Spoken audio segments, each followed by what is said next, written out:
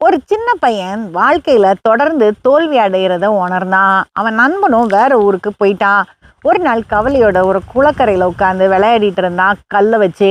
அப்போ அவங்க அப்பா பார்த்துட்டு, ஏன்பா இப்படி இருக்கேன்னு கேட்ட உடனே அவன் எல்லாத்தையும் சொல்றான். அவங்க அப்பா அவனை வீட்டுக்கு கிச்சனுக்கு கூட்டிட்டு போய் ஒரு உருளைக்கிழங்கு, முட்டை, அப்புறம் டீ தூளை ஒரே நேரத்தில் கொதிக்க வைக்கிறாரு.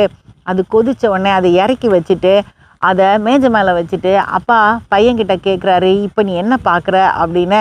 பையனுக்கு கோவம் வந்துருச்சு. எனக்கு தான் இதெல்லாம் தெரியுமேன்னு சொன்னோடனே உருளைக்கிழங்க தொட்டு பார்த்தா அது மென்மையாக இருந்தது.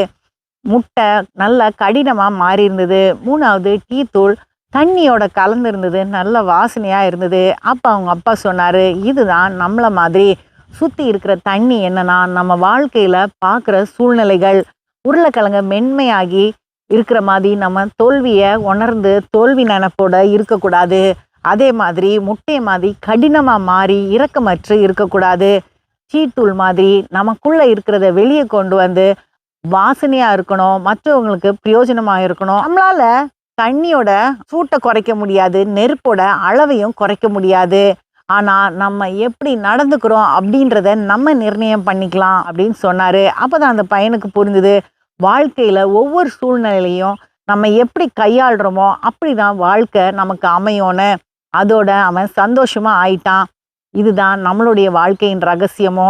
எல்லாருக்கும் பிரச்சனைகளும் போராட்டமும் இருக்குது. ஆனால் அதை எப்படி கையாளுறோம் அப்படின்றது தான் முக்கியம்.